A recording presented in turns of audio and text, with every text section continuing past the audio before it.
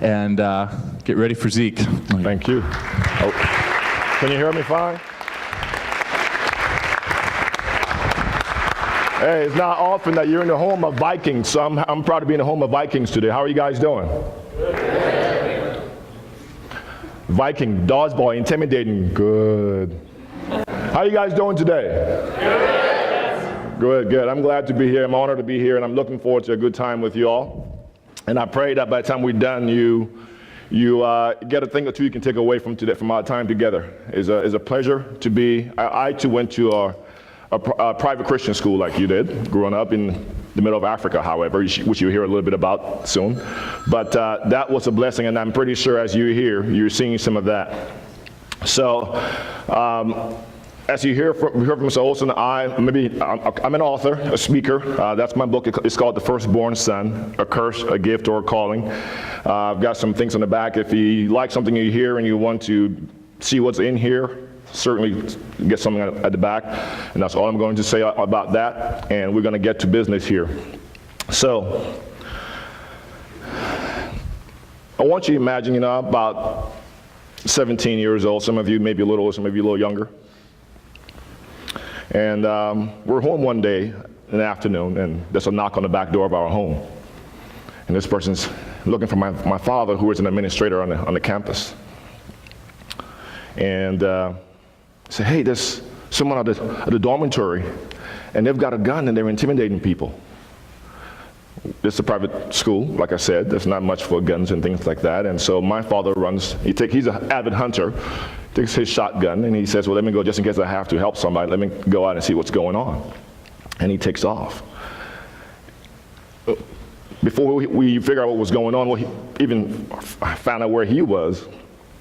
Someone had come and knocked on our door from the front door this time, and there was someone with an AK-47 standing at the front door, say, hey, get out of the house, everybody get out.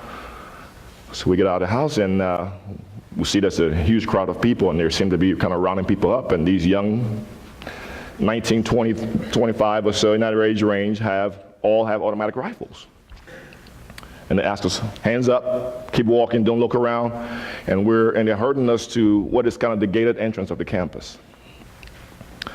And we're walking, our arms up, everybody, and as I'm walking, again, like I said, I'm about 17, and a friend of mine named George kind of catches up with me. So I'm trying not to be obvious. I said, George, I think these guys are rebels. And George said, yeah, I think so. But this guy is a rebel. He's on a ledge, and he sees us talking. And immediately he assumes that we are trying to plan a counterattack on them. By the way, we've got no guns. We've got no knives. I don't even have a toothpick. How are we going to attack you? Anyway, he singles George and myself out of the group of by this time, about 300 to 500 people. And he puts us in this kind of ravine. He's up on a ledge, higher, looking down at us. And there are a crowd of people in the middle on the road here. And it is clear he's about to execute us. He's about to kill us. These are rebel soldiers. There's a war going on, civil war going on. And so my mom is in the crowd, so are my siblings, and my mom begins to plead for my life. Please, that's my son. He knows nothing about war. He just barely graduated high school. He knows nothing about this thing that you're talking about. And she's talking for about 5 or 10 minutes, and he's not budging. Finally, he said, look, lady, if you say he's not who I say he is, why don't you go in there and die for him since he's your son? Please, that's not what I mean. That's my son. Please don't kill him. Okay, if you promise me you're not going to kill my son, I'll go die for him. I'm not promising you anything. If you want to go die for him, you go die for him. Be stupid. I'll kill the both of you. You go die for him. Obviously, he's not letting us go, so he goes back, trains his rifle on us. He's about to open fire. In that instant, the whole crowd, now, before there were a few women crying for my mother, there were a few ladies that were pleading for my life. Now, all of a sudden, the whole crowd erupts screaming, no! And he's startled. And it's that little instant, just that moment, that saved my life. But I want to start today, as we talk, I've got a few questions for you. I want to start by asking, first of all, do you frequently question God? Do you find yourself questioning God frequently? Or even if not frequent, do you find yourself sometimes questioning God? Also, what is bold faith in today's culture? What does that mean for you? You hear a little bit more about my story. For me, it meant some serious moments in the middle of a civil war.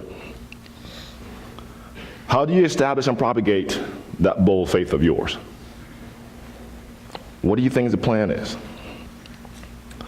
Before I sit on this little journey for you, I want to kind of go in reverse. So what I'll do is I'll give you the end result to start with.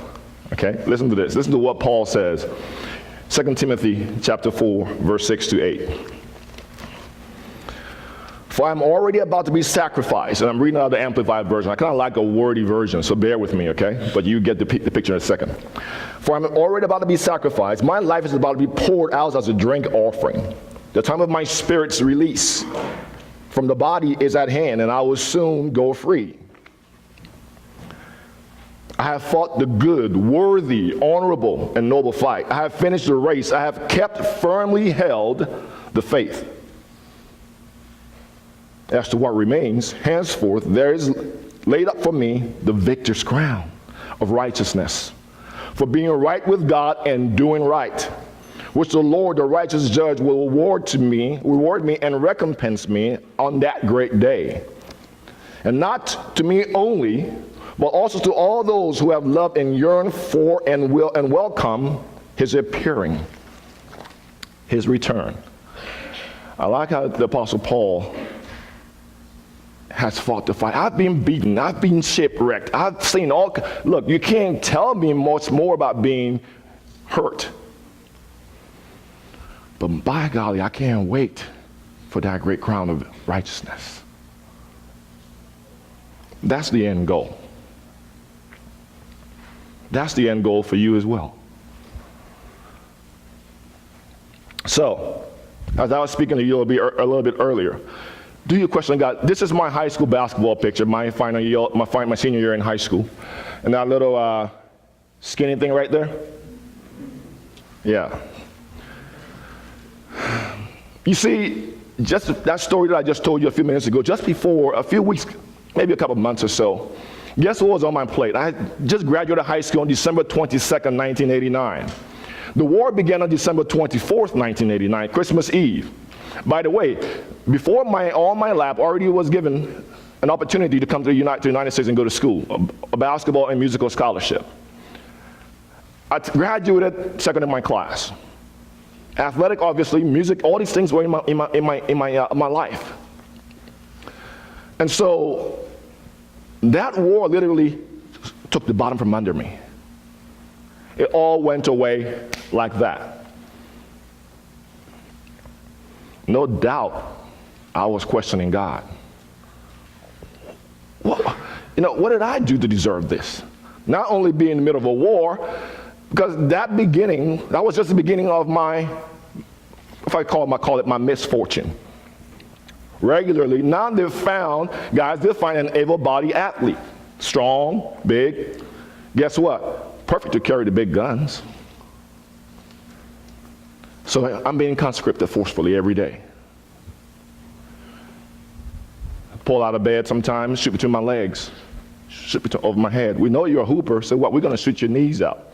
If you don't join us and fight with us, eventually you'll die, but you're going to fight with us, one way or the other, and make me do very hard exercises. Anybody here understand peer pressure? Anybody knows about that? Yeah. Daily. Join us or die. What do you do when you're up against peer pressure? What do you do when your faith is being tested and you know that, that is not what I've been taught? That is not what I know is right.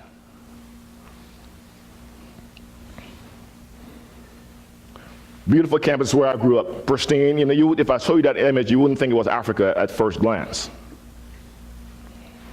Things where life was pretty good. Not anymore, it seemed. And so I had a choice to make. That's a live war scene from Liberia, West Africa. You see the image, people running away, people about to get shot. These guys, they're not playing. They're out to hurt people.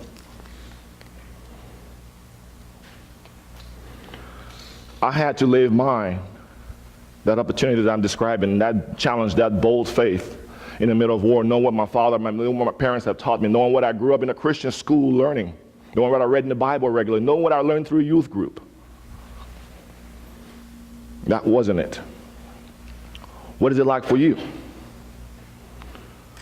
I think a lot of times, especially in these teenage years, I think your biggest challenge, I'm not God, I don't know what's coming next year or the year after, but I have a feeling that the biggest challenge you're up to in your generation when it comes to living boldly comes down to the family, the definition of family. Comes down to you understanding who you are from that standpoint. And let's talk, and I'll give you some images to describe what I mean here. Let's start with this right here. If you're looking at this slide, these are just some of the stats. Birth rates, women's ages 15 to 19. I want you to look at what you see here in terms of number of births per 1,000 women. 91 gives you, okay, and what it is, today it says 34.4.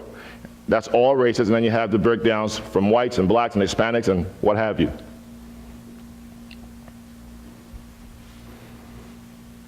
Where does that come from? Right here. Look at this one right here. High school sexual activity. And I want you to spend your time 9, 10, 11, 12. Watch the percentages of high schoolers or what have you, so-called, especially since 2007, engaged in sexual activity at that age. No question where that comes from. Our culture has redefined so many things that we need to very much, especially as Christians, in saying that who we are, start to take ownership to a different model.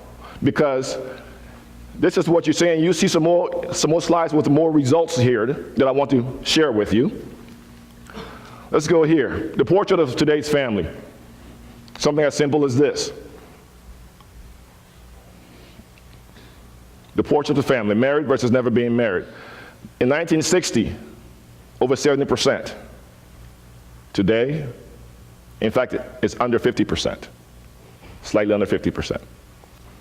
And then the same thing for those who have never been married is going up. So we've changed the definition. The importance is no longer significant. What does the Bible say about marriage? If I understand my Bible correctly, as a matter of fact, and family, for example, it's the closest thing to the Holy Trinity when you look at what marriage is supposed to represent. Obviously, we've lost that definition. Let's look at some more. Even if you feel, well, that's not a big deal for your own life, and you're growing up, but pretty soon you're going to be in those adult years, or young adult years. Look at this right here. Persons living alone, if this is kind of an income generator, okay, if it's just down to how successful are we, and this comes from a woman who is, twice she has been the Wall Street Journal's most accurate economist. So you have here persons living alone, single parents, and married with children. And look at the difference, just a simple math. Your future should be trending. Our society should be trending, because you know what? It makes us more successful, just naturally.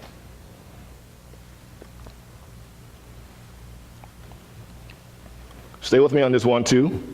I want you to look at something here. First off, these are income brackets into 5 different categories: 11,000 a year, 28, 49, 79, and 160. And watch this little trend right here. Married couples opposed to single parent couple.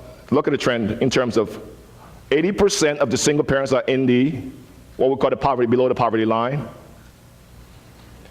80% of the married families are above, obviously, on the highest brackets. Is that a mistake? Did God make a mistake in terms of how he defined our lives and what we're supposed to look like? Some things you need to know, because a lot of times I guarantee a lot of people in your shoe don't even think about these things. I spend my time talking about successful family legacy. That's where I spend my time, with people, young people as well as older adults.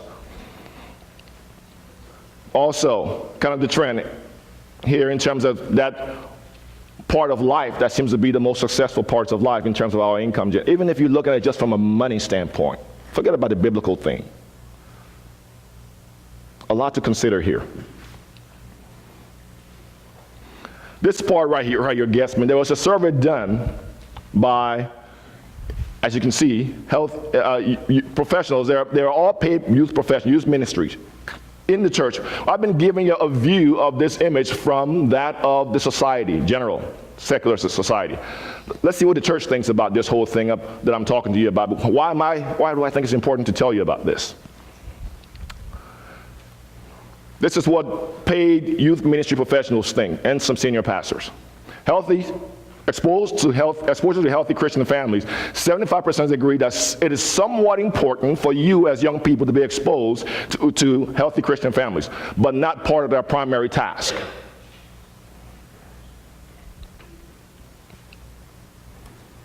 Less than 1/10 of senior pastors believe that the reason teenagers lose their faith is a lack of family models. So in other words, if you don't have a healthy family, it's not that important.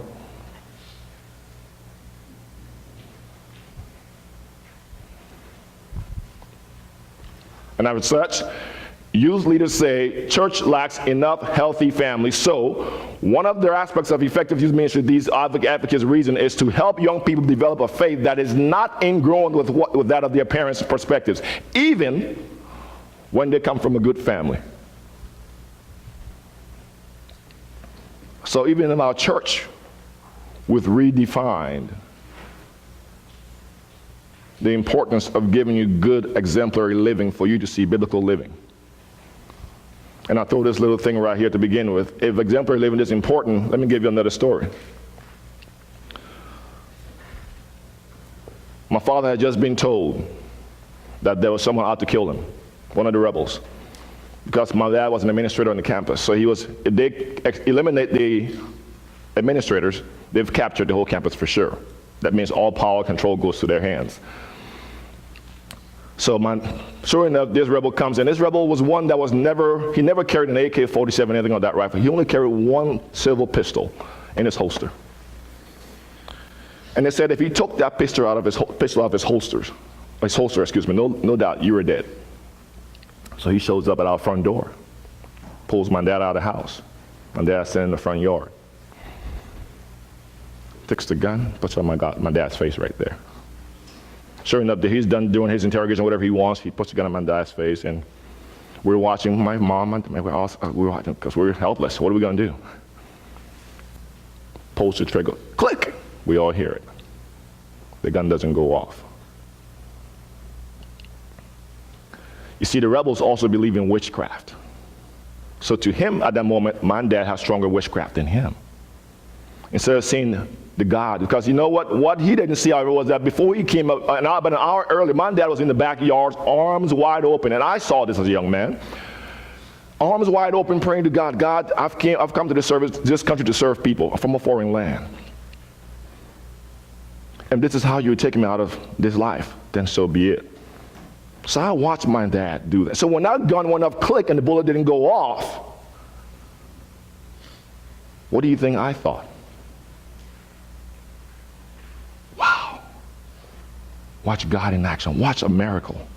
He didn't know that, but I saw that. So my whole perspective, and every time I went through my challenges as a young person during the war, being threatened as well, what do you think my reference point was? I'm going to stand as my father stood.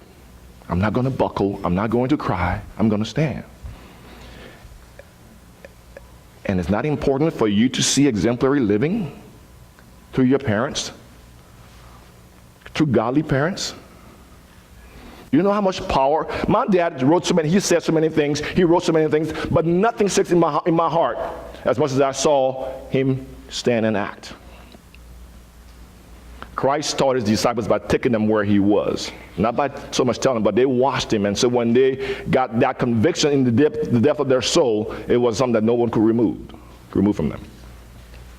So after this research was done, this is the conclusion of that research, by the way. So Barnum does the research, and they end up by saying this: despite these headwinds, the research shows that today's church leaders need to re-examine some of their priorities. This applies not just to youth workers, but to all those concerned with the faith development of the next generation. Pastors and parents, it is hard to imagine young people developing to full expression of spiritual maturity without more intentional exposure to strong family models. Absolutely true. Even our churches have lost the understanding. Have you? Quick thing in history, if you haven't seen this, go to Untitled Cycle of History, and this is what happens normally, is that it's just saying that this is the cycles that we go through as a society, as a country, as a nation, okay? We go through this place of, first we're bondage, and then we seek spiritual faith, and we get this courage to fight for our liberty. We get the liberty, or courage, liberty, and then abundance. Abundance, America, all right? Then we go back to this place of selfishness and complacency where we really lack any kind of motivation and apathy, and then we'll go back to dependence and back into bondage. What part are you going to play in that whole cycle? Where do you think we are, and what are you doing to prepare yourselves right now to make an impact? You see, bold faith requires a couple of things. First, I want you to go to, just remind you of Acts chapter 7. At the death of Stephen. Before Stephen is stoned to death, do you know what he does? He does a masterful job of giving those so-called spiritual elders a historical lesson. I say that to ask you, how much are you aware of this information that I'm giving you? How much do you know of history and where you are? Have you taken ownership of that information? So Stephen does a masterful job of giving them history. No doubt they were convicted by the history he's just given them. And guess what they do next? They stone him, but he does not lack godly conviction. How do I know that? Even as he's being stoned and dying, forgive them, Lord, for they know not what they do. But you cannot live bold faith without first being aware of what your history is and taking ownership and learning about it and knowing what the different statistics say about your culture and where you are. It can be a lack of information for you, or else you can live a convicting life that impacts others more than it impacts you yourself.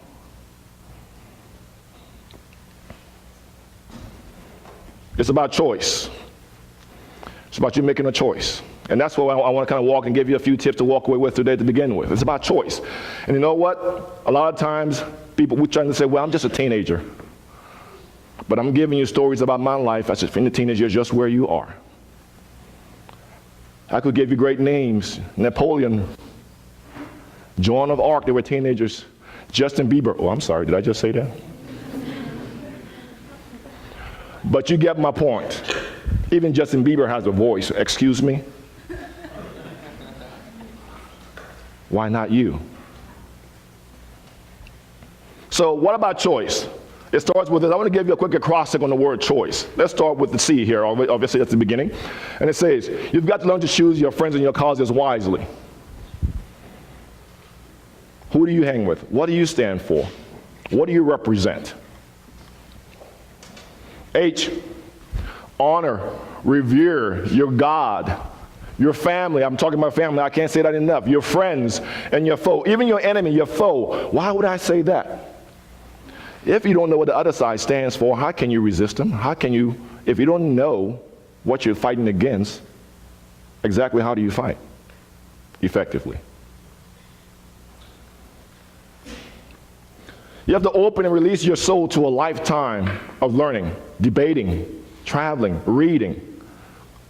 Spend the time going out there and finding out. You know what? Sometimes I say this a lot when I'm speaking in the inner city in Seattle, and I say here, hey, go down to Rainier Avenue and know what's going on down there. Don't just hang out in Bellevue.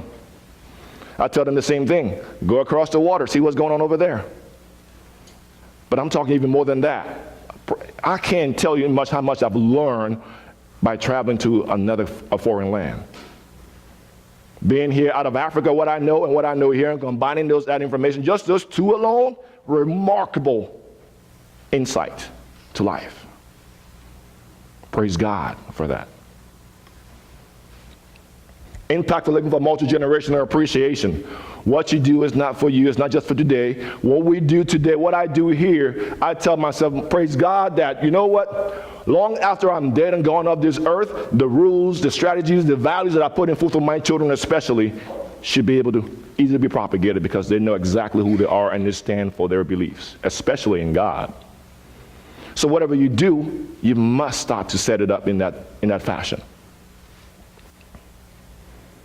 Consistently endure with integrity. Remember, there's a word here that says endure. Too often, we quit before the real thing happens. We quit before we really have a chance to see God come through. We need to endure with integrity and fight through them. Last but not least, enjoy to the fullest the blessings, the gifts, and achievements. And that's something that's used for me as well. He said, we work so hard. You're in school and everything. Hey, in a healthy way, stop and take a breath and appreciate the blessings that God's given to you, your achievements, your accomplishments. Too many times we'll go. We don't take the time to breathe in and appreciate it, even those that are sitting next to us.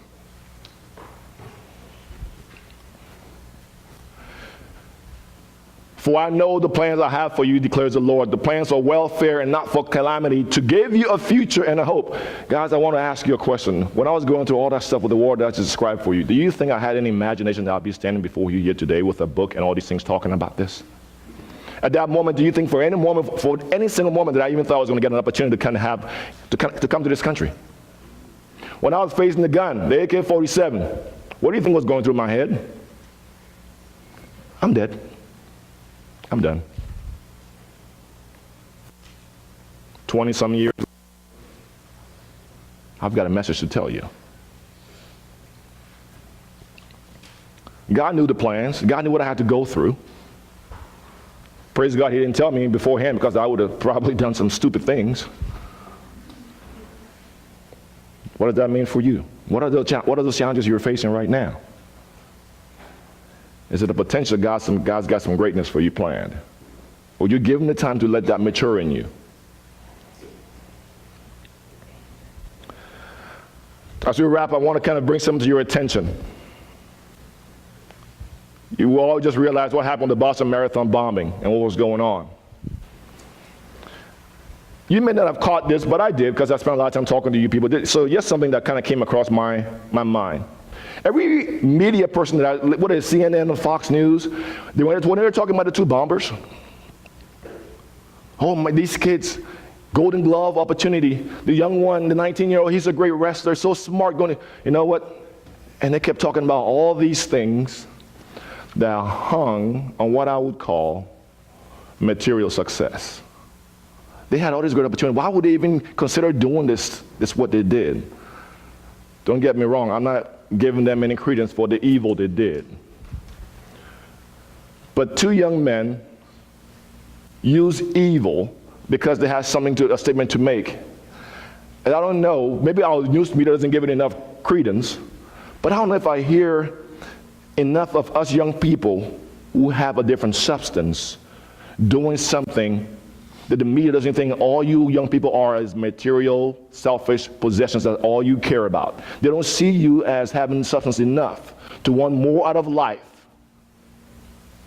and use a platform, whatever it is. I don't give this credence as evil, but my point is they see you young people as material, selfish brats. When you've got some great opportunity, even if you're Justin Bieber and you're making the money, whatever the case is, that's the image. They see the material. They don't see the substance of who you are, that you have some desire right now to have within the core and develop the core within you, a legacy that lives not only shows the momentous, bold faith that you represent, but want to see that for generations long after you're dead and gone. Do you want to make a mark that is that significant? And when I hear them with the media talking about these young people and they're so focused on the material wealth that they would have gained had they just not done this thing, as opposed to the life and meaning that is more substantial. That's something that just kind of caught my attention. Is that, you know what, they focus so much on those gold glove boxing champion, those kind of things, and all these things that are the superficial. Now, these young men had a purpose, but unfortunately, they use it for evil. They use it for evil. What's yours that's going to be used for good? That's my question. So at the end of the day, we talk about legacy. We talk about leaving a mark. We talk about the core of you being one that is evidenced by the way you live your life and how you propagate that legacy as you go forward. The question for you as I wrap, this is just some information for you to have, but the question for you as I wrap is this. Who do you say you are? Who do you say you are? And by who you say you are you convinced and without any doubt that you're leaving a momentous legacy? That someday you're going to come back here and Mr. Olson, your teacher's going to say, you know what? What? You're an attorney? You're a philanthropist? Where? You know what? I knew all along you're going to do that. That's who you've always been. Are you leaving that mark here in Bellevue Christian School? Or is it going to be the one that's, oh, I'm not surprised that you're in prison for 3 years? You're going to leave a legacy one way or the other. It's by design or by default.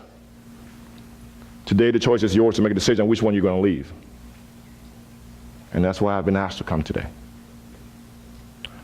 I thank you for the opportunity, and if there is any questions, we'd love to take that.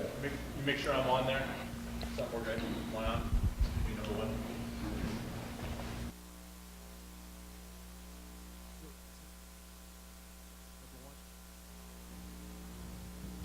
There we go. What would you tell the kid who says, I don't know how to live boldly in anything, let alone my faith? And this could be because they live in a lot of fear. So how do you deal with fear of living boldly, fear of what others might say, fear of the unknown? I think it first comes from, again, you first have to establish the core of who you are. If you know who you are, maybe, sometimes a lot of people say, well, and we do these things called successful family legacy, because sometimes people say, well, I'll never learn how to do family. I'll never learn how to do life. I mean, my parents didn't have these excellent value systems. I think when it comes to the question here is that when I looked at what was going on, comparing myself with some of those young teenage boys that were carrying AK-47s and I wasn't, through school, through youth group, through all those things, I had taken the time to really submerge myself, even if it wasn't coming directly from God, from my parents, submerge myself in the things that I was learning, especially the biblical values. And so, it's living boldly does not always come from the fact that I'm going to show up front about who I am, but it really has to come from the core of who you are. So it must begin with first taking the time to establish those value systems that you believe, preferably those of God, and not making it a superficial possession. That today you're hot, tomorrow you're cold. One of those things, and the Bible talks a lot about that. So I don't think you can even come to that point without first coming to a realization and acceptance of who you are as a person. And if you're not sure what it is, the Bible is such a great teacher. Spend more time in the Word. I guarantee you will get some nice tips. Hopefully I answered that question. Yeah, what would you tell the kid who says, I don't have, my family isn't leading. I don't have a healthy model. So what you're saying sounds great, but what do I do with the fact that I don't have that kind of strong leadership? Yes. There's a young man that I write about in my book, and I spent some time as an athletic coach, and it was one of those cases. As a matter of fact, yes, what he did, as he grew up, he watched his father overdose on drugs and died. And so he came to us, when he came to our program, one of the situations where he would have these heavy coats on, always kept dreads in his hair, in other words, just everything about him said, stay away. I want nothing to do with you. And when he came through, this is a kid that could not even score an F in the special ed classes. But we did our best as coaches, especially me being the head coach and the head of the program, to make sure the people that we brought around us were excellent role models. So my point, to cut a long story short, if you see that young man today, to change the difference. Because back then, if his mom tried to touch him, he got mad. He was just that angry. Today, through college playing ball, excelling, has a very beautiful girl that he desires to marry. No sex, keeping it clean. Calls the coach. I need a book. Can you give me a book to read about something? Because I know I need to prepare myself well to be. My point is, if you don't have the role model that you need right now, it's okay to use your resources here to find an excellent role model, a group that you can attach yourself to. Because, again, by modeling effective family and successful family for that young man, the change in his life today, I wrote it in my book. I wrote the book a few years ago, and today he's done even more than I wrote in the book. My point is, if we don't have it, use your resources. Adults here who you can trust, who you have confidence in, to help you find a good group, family potentially, group to attach to. And it is possible to make a great transformation in your life. So for the kids who are in high school here now, whether they're seniors who've got less than a quarter or freshmen who still have most of high school ahead of them, so what could momentous legacies look like? Like, create some shape for that, because there's a tendency to think that high school is, and even college for that matter, it's just kind of what you do, and then life starts. And so legacy tends to be this far out idea versus right here, right now. So what could that look like for high school kids of any kind of personality or any kind of background? I believe legacy is who you are right now. I don't think legacy is out there. Yes, my quick example for you. When I tell you about my life growing up, okay, as a teenager like you are, youth group, not just being a part of youth group, I excelled. I wanted to study hard. I wanted, by my 10th, 11th grade year, I was already one of the counselors in youth group. Sang in a quartet, obviously played basketball, played in the band and did those things. But the core of who I was back then in my teenage years, as a part of the church, as a part of my community, as a part of other people's lives, being willing to serve and do those things, because I was a jack of all trades.